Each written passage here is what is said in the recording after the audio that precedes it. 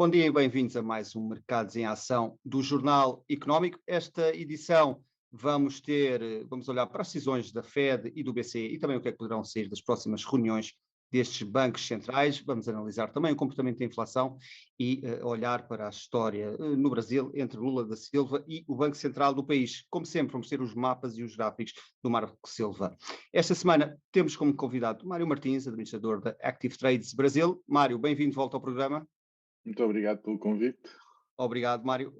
Vamos começar aqui pela zona euro e pelo BCE, declarações recentes de Christine Lagarde, a confirmar que o BCE vai mesmo aumentar as taxas de juros novamente em março, em meio ponto percentual, pelo menos para já é essa a indicação que o mercado está a receber. Como é que olhas para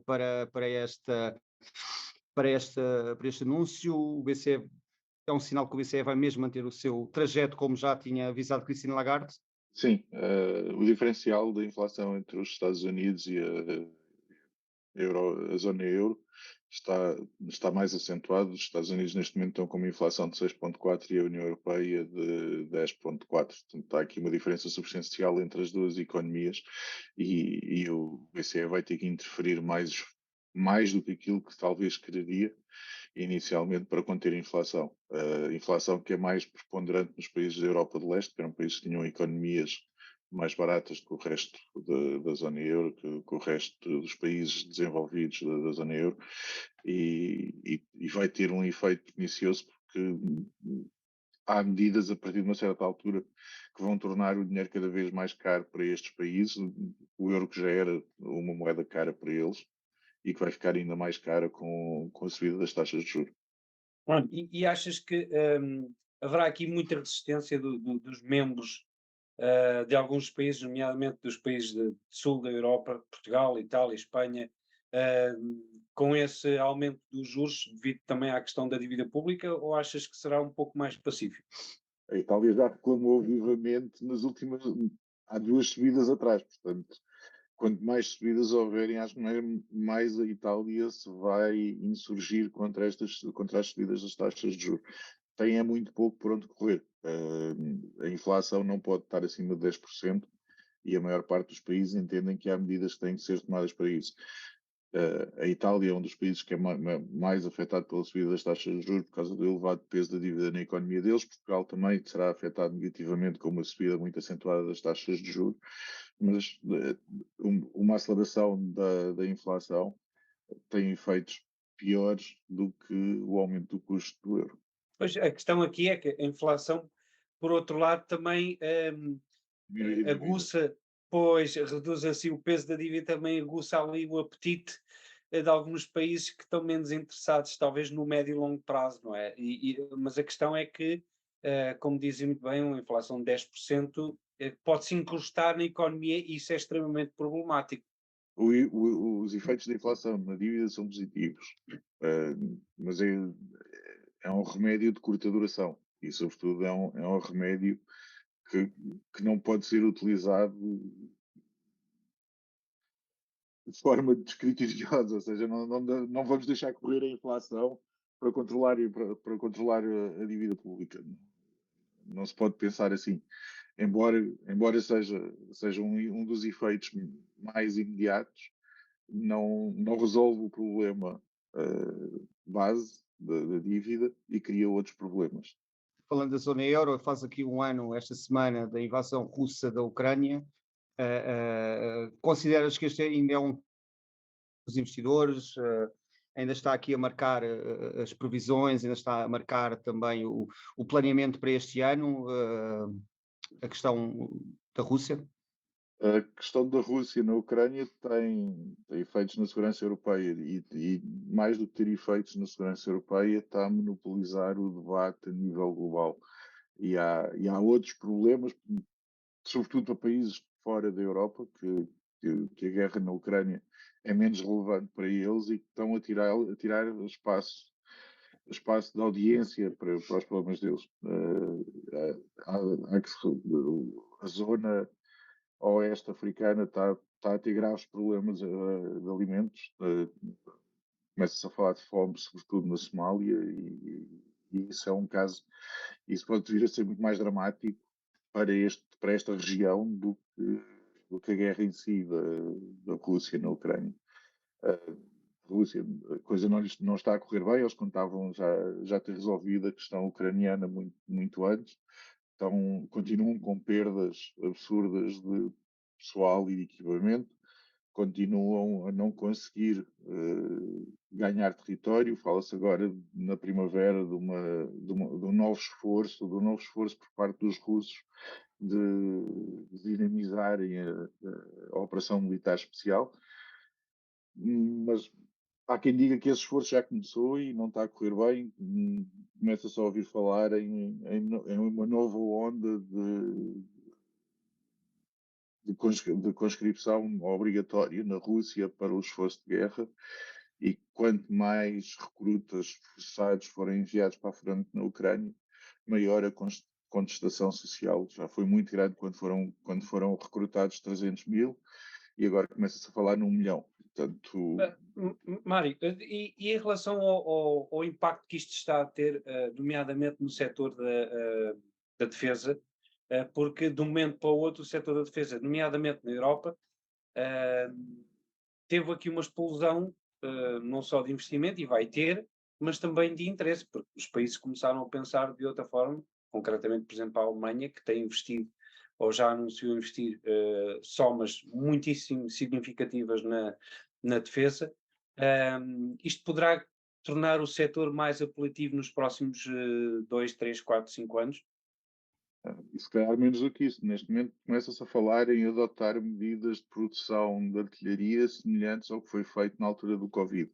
Ou seja, isto representa dedicar todo o esforço económico à produção de material bélico.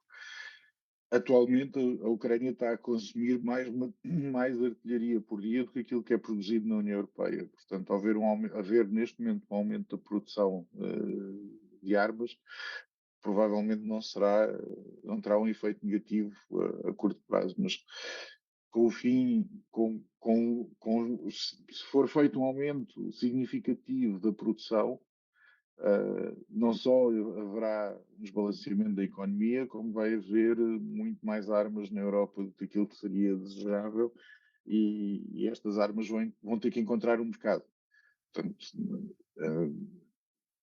para, para a indústria da defesa é positivo, a curto prazo, a médio prazo e a longo prazo. Para a estabilidade e segurança da Europa não tenho tanta certeza que seja positivo.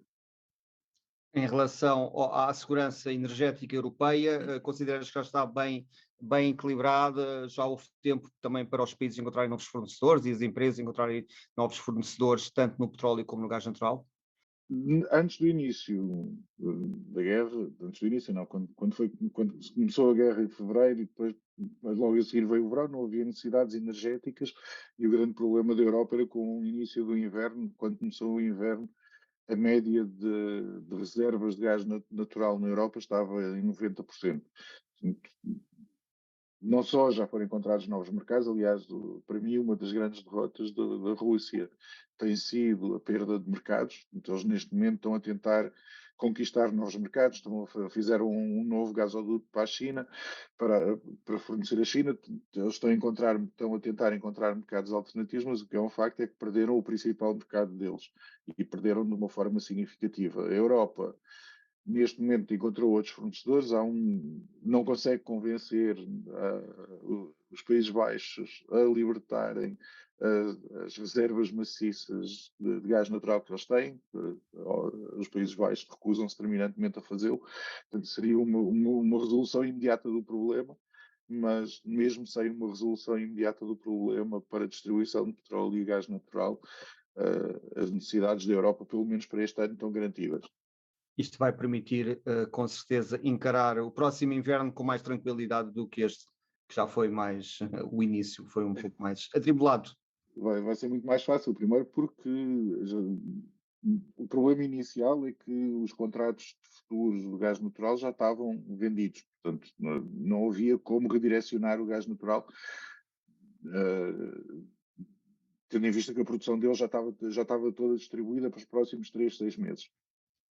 Com com o estender do período para até o próximo ano, isto deixa de constituir um problema, porque os contratos futuros dessa altura ainda não estavam vendidos, ainda não estavam distribuídos, portanto a Europa pôde entrar no mercado e adquiri-los. O próximo ano vai ser, sem dúvida, mais fácil do que foi este ano. Tivemos também, é preciso tomar cuidado que este ano não houve um inverno que foi muito simpático e o próximo inverno pode não ser tão simpático e um aumento brutal do consumo de gás natural pode ser problemático no próximo ano, se o inverno for mais radical do que foi este ano. Obrigado, Mário. Vamos agora para um breve intervalo e regressamos já.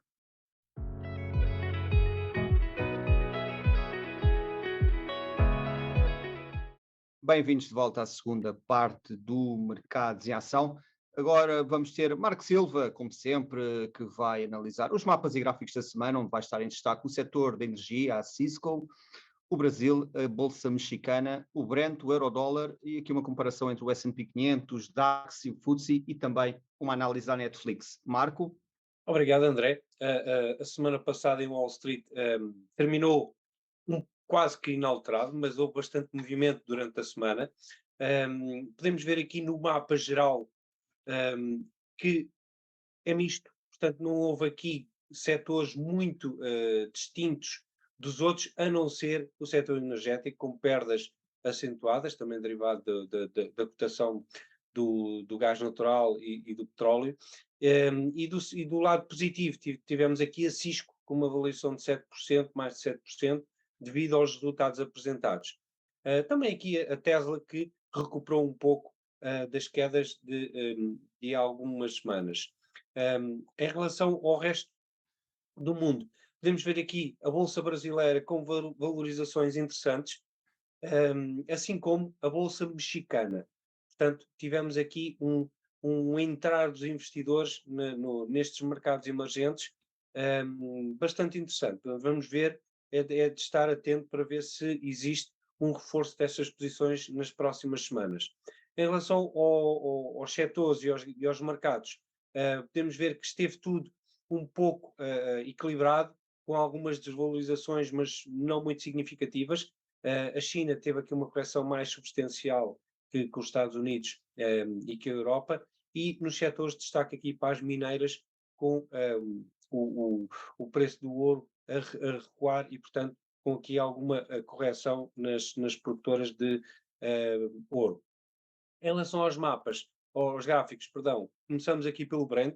O Brent que continua aqui neste mapa, neste gráfico de longo prazo, a respeitar este head and shoulders, portanto, tem aqui espaço ainda, eventualmente, para vir testar novamente os $90, mas tem aqui uma perspectiva de correção a longo prazo que poderá levar para baixo dos $60-50.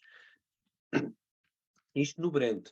Em relação ao Eurodólar, o Eurodólar continua a corrigir, atingiu aqui um máximo nos 1,10,3 há cerca de 3 semanas, e agora está a corrigir, aqui o indicador estocástico está a aliviar, portanto, é uma altura de consolidação, não com quedas muito significativas, mas aqui uma consolidação no Eurodólar, que é importante ter em consideração também, consoante o que depois irá sair da reunião do FED e do BCE, isto irá imprimir um novo movimento, mas para já está em modo de correção. Fazer aqui uma comparação do S&P 500, isto são barras semanais, portanto é de longo prazo, aqui podemos ver os máximos atingidos históricos em 2022, e podemos ver que o S&P 500 ainda não atingiu esses máximos, está bastante longe, aliás, mais de 10%. Mas se compararmos, por exemplo, com o DAX tem tido um comportamento muito melhor nos últimos meses do que o S&P 500. Está já perto, comparativamente, está perto dos máximos atingidos em janeiro de 2022, dezembro de 2021. Portanto, aqui uma rotação de capital para as empresas europeias, aliás, que não é exclusivo do DAX, mas, por exemplo, o FTSE, que já superou os máximos pré-pandemia, e os máximos de 2021-22, mas que o FTSE esteve pior nesta fase de recuperação pós-pandemia, mas agora está melhor. Portanto, há aqui claramente uma rotação para os mercados europeus, concretamente para o FTSE, que está a ter a preferência dos investidores. Por fim, aqui uma análise à Netflix. A Netflix na barras de 1 hora, portanto isto é curto prazo, semanas, tem aqui espaço para cair aí até aos 310, 315 dólares, derivado deste Head and Shoulders que tem aqui, quebrou esta linha a azul, já foi testar várias vezes e agora tem aqui espaço para mais uma correção. E é tudo, André. Mário, vamos agora olhar também para o outro lado do Atlântico, aqui para a situação nos Estados Unidos e a Fed, que deverá voltar a subir, pelo menos o mercado já está a equacionar uma nova subida, mas parece que será também uma subida baixa. Entretanto, tivemos aqui o economista da Aliança, Mohamed El Erian, a indicar que o caminho de regresso aos 2% de inflação vai ser difícil, vai ser muito duro para a economia, e ele até chega a apontar mesmo para que o nível de inflação, a nova meta até poderia andar não nos 2%, mas talvez nos 3% ou nos 4%, para não prejudicar tanto a economia. Como é que olhas para esta possibilidade? Os novos 2% já são acima, são 3% ou 4%, isto pode vir a ser mesmo assim, ou será só wishful thinking num momento de maior aperto? Nós tivemos nos últimos 10 anos um novo normal de 2% e zero. E eu não vejo mal nenhum em manter durante algum tempo a inflação em volta de 3, 4, em vez de tentar forçar os 2%. Vai ser muito difícil forçar os 2% de qualquer maneira. As condições económicas resultantes, por um lado, das tensões geopolíticas atuais, como um retroceder da importância da China ou da influência que a China teve a seguir aos anos 2000, quando entrou na OMC, em que havia muito espaço e muita capacidade de produção e a preços francamente mais baixos, coisa que hoje em dia já não acontece. Portanto, acho que tentar forçar a economia aos 2%, não vejo nenhum benefício direto nisso. Acredito que tentar manter entre 3 e 4 é um objetivo mais saudável. Acredito que seja esse o objetivo do Fed. O Fed vai aumentar de novo as taxas de juros, eles ainda estão bastante acima dos 3, 4%, ainda estão em 6,4%. Mas se o objetivo fosse trazer para os 2%, a subida das taxas de juros tinha que ser mais significativa. Tinha que voltar a ser 0,5%, e ninguém prevê neste momento uma subida de 0,5%. Mário, mas a questão é que, em relação a uma pergunta quase específica sobre isso, Powell disse que os 2% é para manter como meta. Não sei se aquilo foi para vincar o ímpeto hawkish do Banco Central e para os mercados não relaxarem ou não, mas o que é certo é que ele referiu que os 2% não vão mudar enquanto meta. Para além disso, a semana passada tivemos 2 membros do FED, Messer e Bullard, que apesar de não serem votantes este ano, mas defenderam, por exemplo, uma subida de 0,5% já em março. E os futuros já antecipam a taxa máxima nos 5,4%, sendo que existem inclusive estratégias a indicar que poderá atingir os 6%. Achas que é só retórica para já, ou poderá haver aqui claramente uma escalada dos juros na ordem dos 5,5% aos 5,4%, 5,5%, que terá implicações fortes no mercado norte-americano? O objetivo dos 2% não mudou quando a taxa estava em zero. Uma coisa é o objetivo, outra coisa é o esforço que o Fed vai fazer para chegar a esse objetivo. Para chegar nesse objetivo, o aumento atual tinha que ser de 0,5 ponto. Ou seja, o objetivo, um target das taxas de juros 5,5 até 6% teria que ser puxado muito depressa. Com uma subida de 0,25 agora, ele disse que só pelo menos durante mais duas ou três reuniões, portanto, uma subida de 0,25 a cada trimestre daqui até ao fim do ano não vai trazer taxa de juros até 5,5, 6% no curto prazo. eu não sei o que é que vai acontecer no próximo ano, não sei se o mundo vai acabar novamente e se haverá uma inversão da tendência de subida de taxas de juros ou se haverá uma aceleração da subida das taxas de juros. Mas no curto prazo, a atitude do Fed não é de trazer as taxas de juros para esse patamar num futuro próximo. Então, não achas que poderá haver uma subida de 0,5% na reunião de março e surpreender o mercado? Não, acho que não. Espero que não, pelo menos. Os Estados Unidos, neste momento, estão com 6,4 e com uma tendência de descida das taxas de juros. A economia não está em recessão e continua com força. Estar a forçar o meio ponto, nesta altura, acho que seria contraproducente.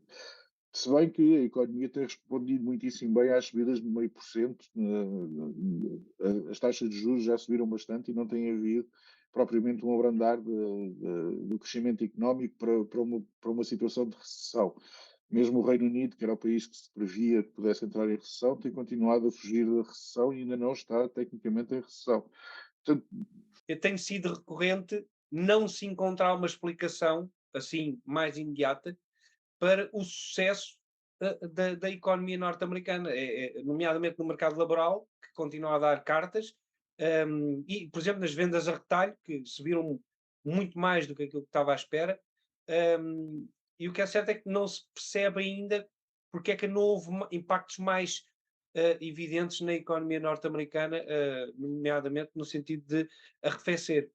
Tu vês alguma razão concreta? Será só o mercado imobiliário que ainda dá mostras de ser forte e o mercado laboral? O mercado laboral a nível mundial está bastante tenso. Portanto, sim, o não haver desemprego em massa, o não haver perda de emprego em massa, as empresas continuarem a contratar e não haver, teoricamente, até este momento, uma quebra da procura por trabalhadores, tem ajudado muitíssimo a manter o crescimento económico. Os Estados Unidos continuam a ter uma forte capacidade de atração de novos clientes, vulgo imigração, e a entrada destes novos clientes no mercado ajuda também as vendas a retalho, ajuda a manter o crescimento económico. Há uma confluência de fatores que, por enquanto, a subida das taxas de juros e a contração da política monetária ainda não levou a uma recessão e não se prevê que vai levar a uma recessão no curto prazo. Mas sim, eu acho que não há uma razão, há um conjunto de razões que têm feito com que a economia dos Estados Unidos continue a crescer. E não é só a economia dos Estados Unidos.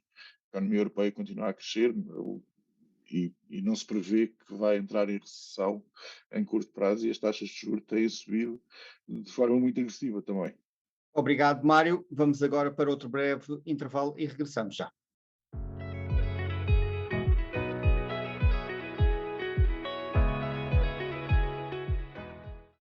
Bem-vindos de volta à terceira e última parte do Mercados em Ação. Vamos agora começar pelo número da semana, que na verdade são vários números referentes à questão das munições na Ucrânia. Várias estimativas saíram a semana passada, uma delas apontada pelo Financial Times era que a Ucrânia estava a disparar por dia entre 5.000 a 6.000 obuses de artilharia. Hoje veio aqui o chefe da diplomacia europeia, Josep Borrell, a dar outra estimativa, que só a Rússia está a disparar por dia cerca de 50.000 obuses de artilharia. A própria Estónia, o próprio governo estónio, hoje em Bruxelas, veio referir aqui que defender a necessidade, mais uma voz a defender aqui a necessidade de aumentar a produção europeia de munições para fornecer à Ucrânia na sua resistência à Rússia.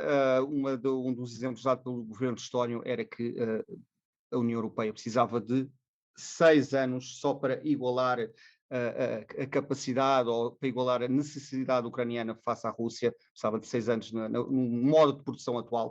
Portanto, há aqui uma grande necessidade de mais financiamento e de maior fornecimento e também de aumentar aqui a capacidade industrial para conseguir, tanto na Europa como nos Estados Unidos, que já saíram aqui vários compromissos, para a Ucrânia conseguir fazer face à Rússia, especialmente numa altura em que se fala de uma grande ofensiva na primavera. Marco, o que é que tens agora para nós na personalidade da semana? Na personalidade da semana é a vice-presidente da FED, que apresentou a sua demissão, Brainard, que foi escolhida, nomeada pelo presidente Joe Biden para presidir ao Conselho Económico Nacional. Portanto, é aqui uma chamada para o pé de Biden, que a tinha escolhido para o cargo de vice-presidente, e que foi claramente aqui uma recompensa vá pelo bom trabalho também que tem desenvolvido na Fed. Obrigado, Marco. Mário, olhando agora novamente para o outro lado do Atlântico, mas um pouco mais a sul, no Brasil há aqui um quid pro quo entre Lula da Silva e o Banco Central Brasileiro. O presidente brasileiro tem feito aqui pressão para que o Banco Central reduza a sua taxa de juro. Já houve manifestações, inclusive, por parte de sindicatos à porta do Banco Central para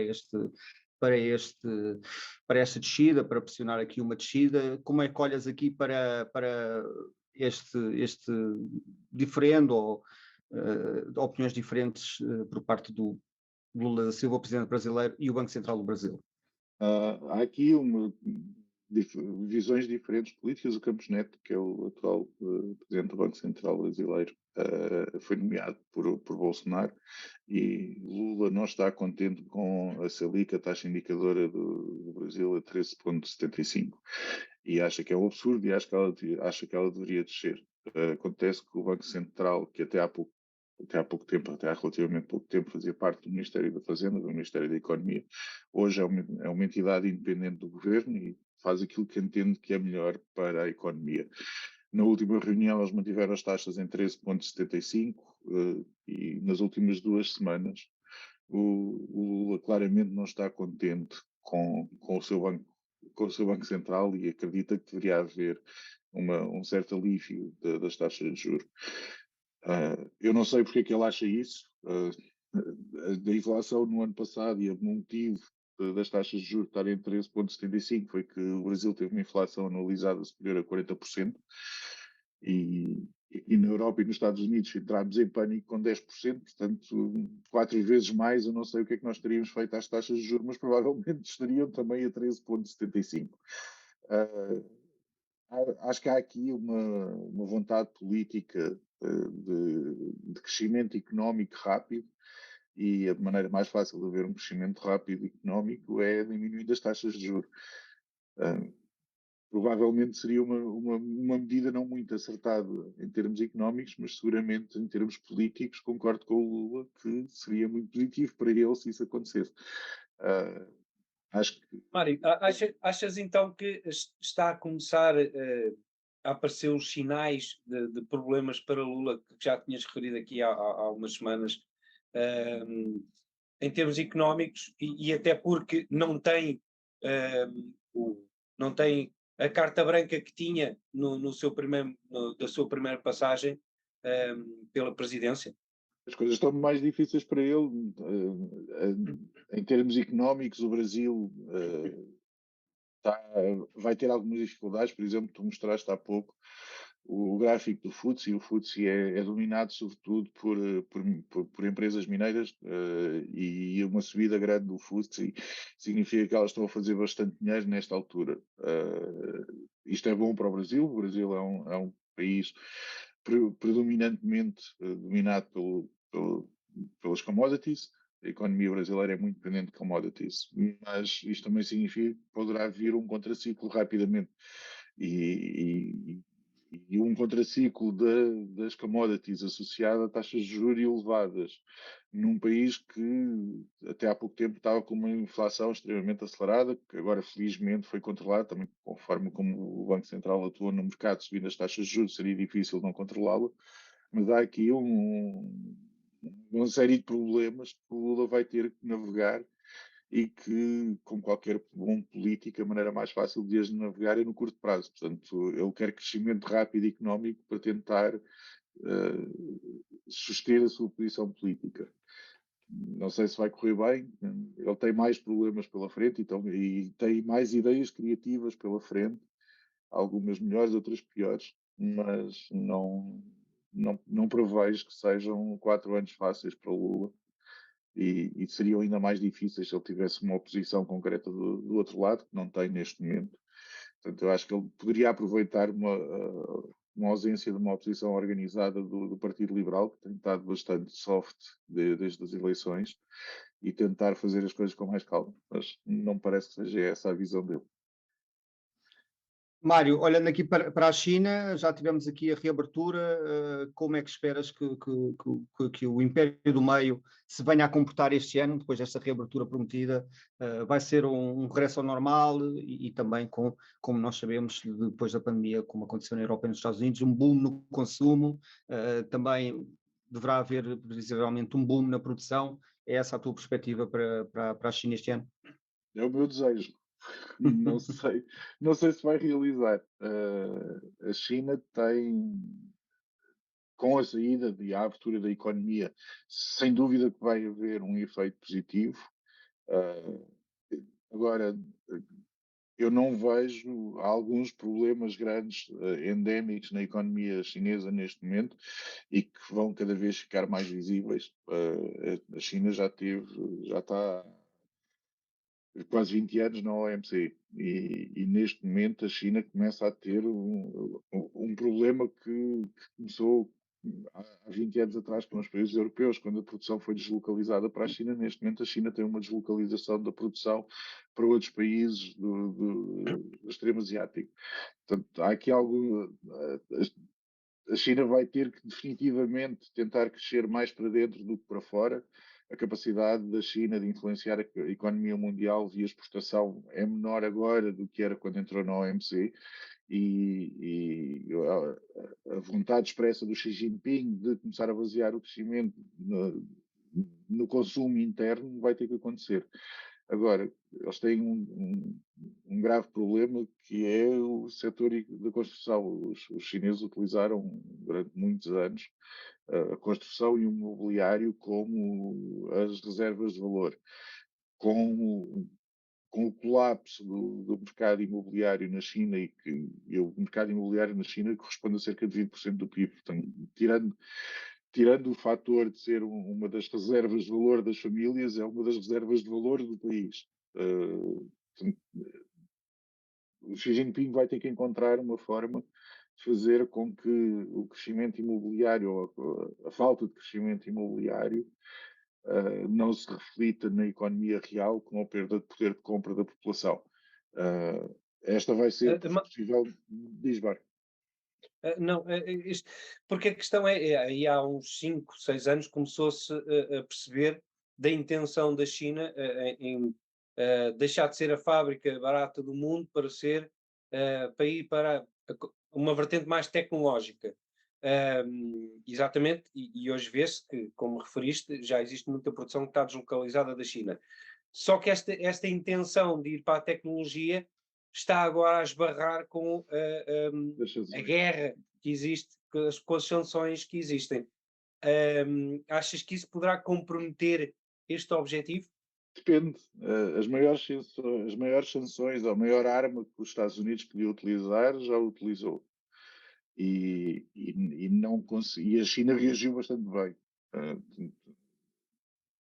Eu não acredito que as sanções sejam mais determinantes do que os problemas internos que a China vai enfrentar nos próximos 10, 15 anos.